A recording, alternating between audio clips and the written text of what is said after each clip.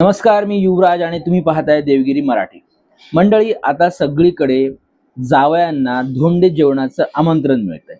या महिन्याला अधिक मास म्हणतात, पुरुषोत्तम मास म्हणतात आणि या महिन्यामध्ये जावयाची चांगली मजा असते. तर नेमकं या महिन्यामध्ये जावयाला एवढा मान का मिळतो, असा प्रश्न तुम्हाला पडलाच असेल. तर याच प्रश्नाचं उत्तर आज आपण या व्हिडिओमध्ये पाहणार आहोत. मंडळी, हिंदू धर्मामध्ये मास म्हणजे महिना असं मानलं गेलेलं आहे. आता या 12ही मासांना, या 12ही महिन्यांना कुठल्या ना कुठल्या देवाने अंगीकारलं आहे. पण जो मल मास होता त्याला कोणत्याच देवांनी अंगीकारलं नव्हतं, त्याला कोणीच वाली नव्हता.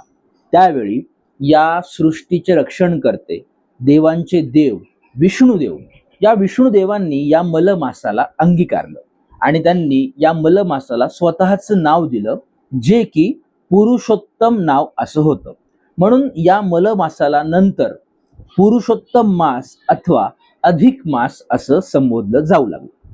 या महिन्यामध्ये विष्णूची लोक आराधना करतात, पूजा करतात आणि असं मानलं जातं की या दिवसांमध्ये विष्णुदेव जरा जास्तच लोकांना प्रसन्न होतं. आता या अधिक मासाचा विष्णूंचा आणि जावयाचा काय संबंध? तर हिंदू धर्मामध्ये ज्यावेळी एका मुलीचं लग्न होतं त्यावेळी तिचे आई वडील कन्यादान करताना अशी क्रिया करतात, असा मंत्रोच्चार करतात की आम्ही आमच्या मुलीचं, जी आमची मुलगी सासूरवाडीमध्ये लक्ष्मी म्हणून जाणार आहे, सासूरवाडीमध्ये लक्ष्मी म्हणून येणार आहे, लक्ष्मी स्वरूप जाणार आहे.